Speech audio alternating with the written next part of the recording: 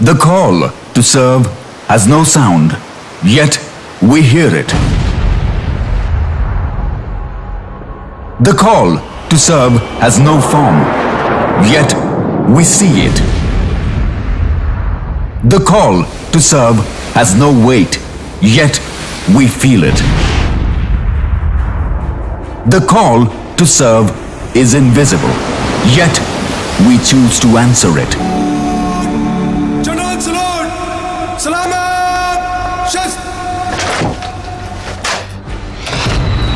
For us, the men of the Indian Navy, the lure of the sea and its call to arms embodies the core values of patriotism and loyalty, resolve and fighting spirit, integrity and honesty, duty and commitment, and above all, example.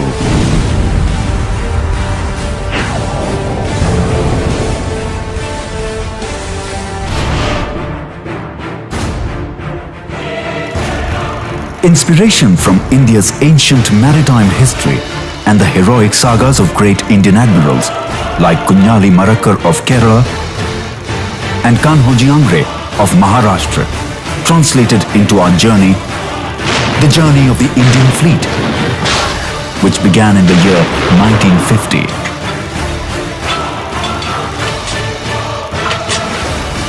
This journey encompasses the birth and life of the sword arm of the Indian Navy, the Western Fleet, the guardians of our western seaboard. India's coastline stretches over 7,500 kilometers, which, while making us the largest player in the Indian Ocean region, also makes us an extremely vulnerable state. But the Western Fleet, ever vigilant, tirelessly ensures that each citizen can stand safe and pump his chest with pride as he watches the waves break on the coastline of this proud nation of ours.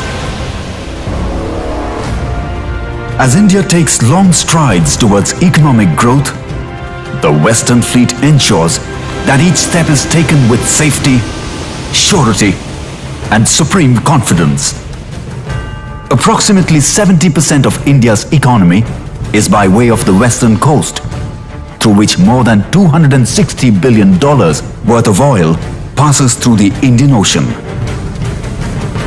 India has over 2.5 million square kilometers of sea under its exclusive economic zone, which is almost two-thirds the size of India's land.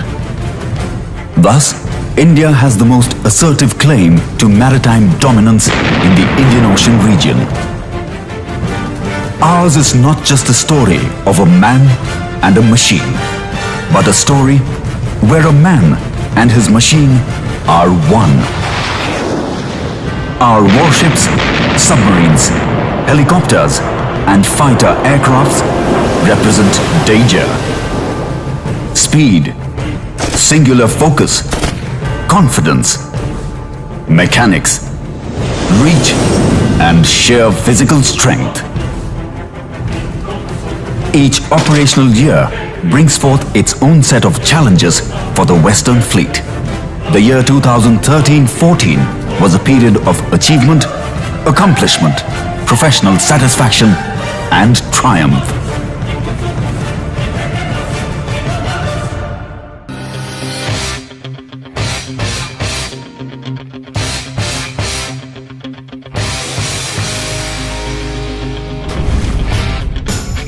It is said that regardless of how high you rise to the occasion, you always fall back on your level of training.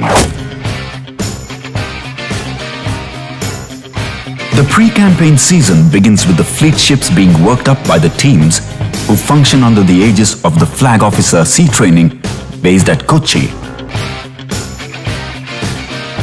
Here, the ship as a team is put through the rigors of operational stresses and requirements so as to bring the men and their machinery to peak fighting efficiency that is expected of every ship of the sword arm.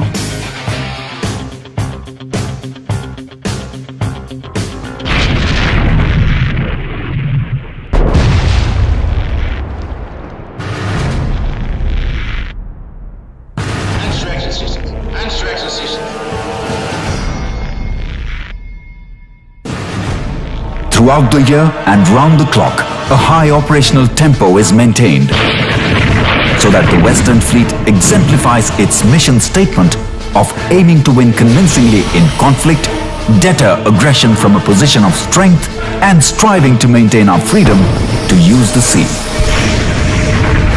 To project a show of strength and power, the Western Fleet regularly exercises its men, weapons, and ships at sea. The most notable of these having been the Defense of Gujarat Area exercise, the theatre-level operational exercise Tropex over the southern Indian Ocean region, and the Fleet Operational Readiness Inspection overseen by the Flag Officer Commanding-in-Chief, Western Naval Command.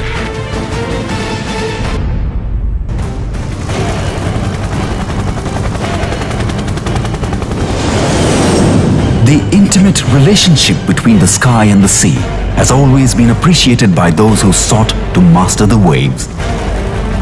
Over the years, and given its unquestionable tactical reach and advantage, the aviation arm of the Western Fleet has become an inseparable and critical part of the Navy.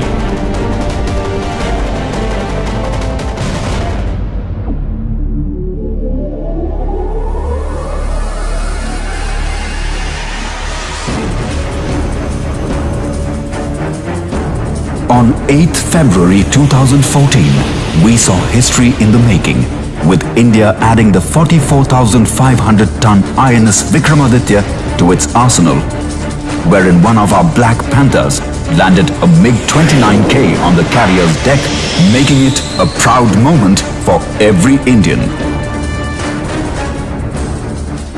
Fleet ships traversed as far as 70 degrees north in Arctic conditions to escort back this potent platform of ours and bolster our reach and capability across the IOR.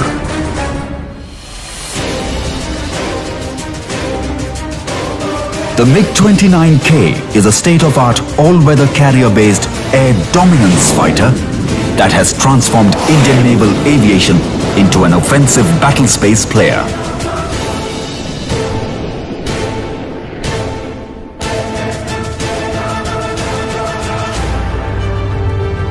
At sea, the Western Fleet is the dominant giant with the hawk's eye.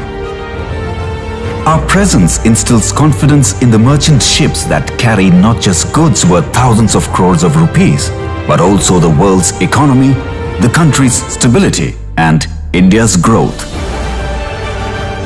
However, increased requirements in recent times to address low-intensity and asymmetric threats from non-state players have increased the tempo of anti-piracy operations in the Gulf of Aden and patrols in the exclusive economic zone of Mauritius, Maldives and Seychelles.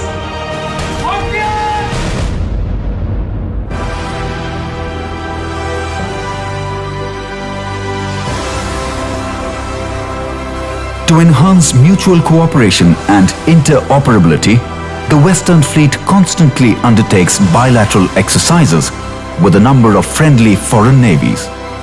As deployed instruments of India's foreign policy, this year nominated fleet units went to Kuwait, Muscat, Doha and Dubai. The fleet also exercised with the navies of France, Kuwait, Qatar, South Korea, Sri Lanka, UAE and the UK.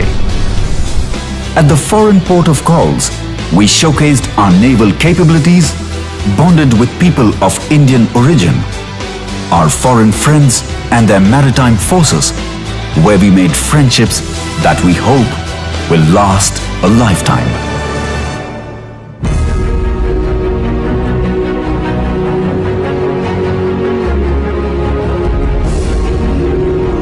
We know that we are a part of the larger force that protects this mighty nation. Therefore, the fleet has been constantly forging alliances with its sister services and regularly exercises with the Army and Air Force, thus creating a deeper bond of understanding and camaraderie.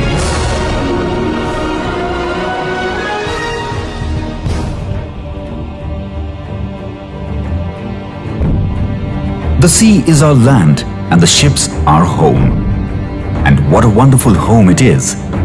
Apart from housing state-of-the-art weapons, systems and technology, all ships are also equipped with gyms, libraries and other facilities to be used while at sea. In addition to the facilities on board, the Western Fleet has a fleet sports and training complex which boasts of a state-of-the-art gymnasium, pool tables and basketball courts. Adventure activities is another area of focus, and personnel from fleet ships are deputed regularly to various organized camps so as to keep the spirit of adventure and exploration alive.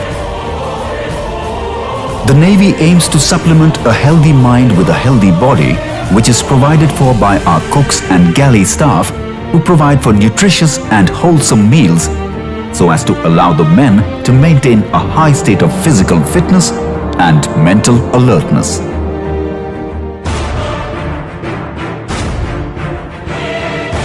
As important as it is for us to keep the enemy at bay, it is a matter of pride and satisfaction for any ship to win the much coveted cock at the fleet regatta.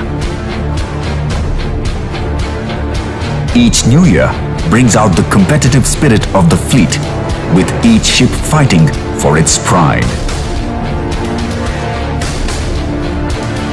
The stakes are high, and this is the fight to prove not just our mettle, but more importantly, to earn boasting rights for an entire year as the cock ship. The regatta sets the pace for the year's sports calendar, where the fleet ships contest passionately for every trophy and every competition.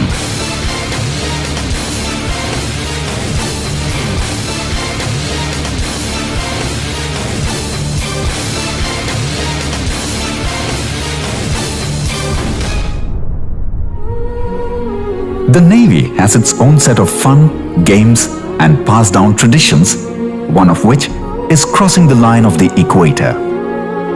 It is believed that Lord Varuna, the Lord of the Oceans, resides at the equator. The captain of the ship hands over the reins of his command to the sea god, whose darbar lords over the ship's proceedings.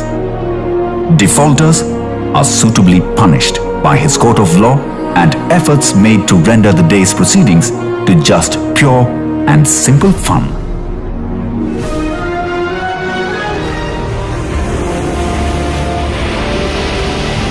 We battle the torrent seas with supreme confidence, knowing very well that the family, that is the Indian Navy, will care for our families left behind at home.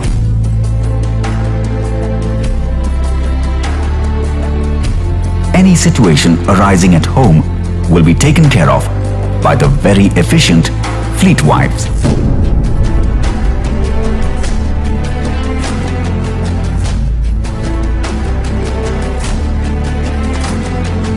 The Naval Wives Welfare Association follows an open-door policy for active participation by members at any stage in any of its programs.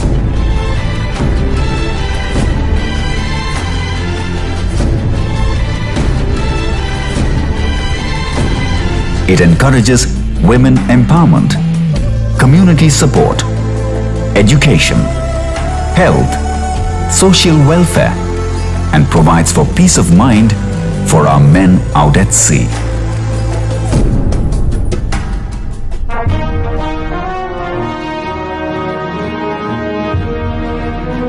With a hope to inspire the young to continue our romance with the sea, the Western Fleet doubles up as a bright and exciting educational platform for school children, cadets, and inspired youth from the National Cadet Corps. The ships have hosted a number of families and children from schools and nationalized training corps at various ports of call.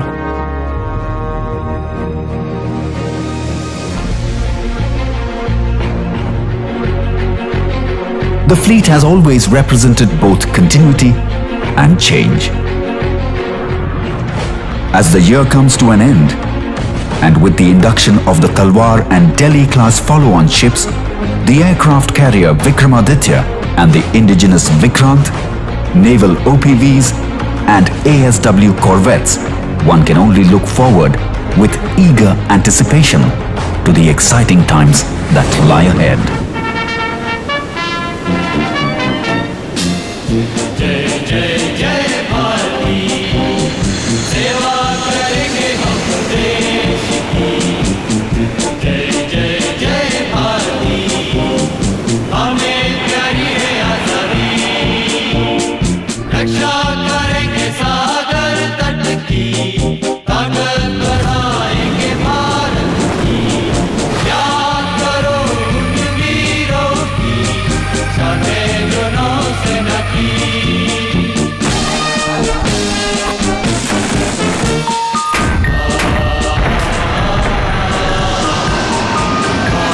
Ours is a life full of adventure, challenges, purpose and respect.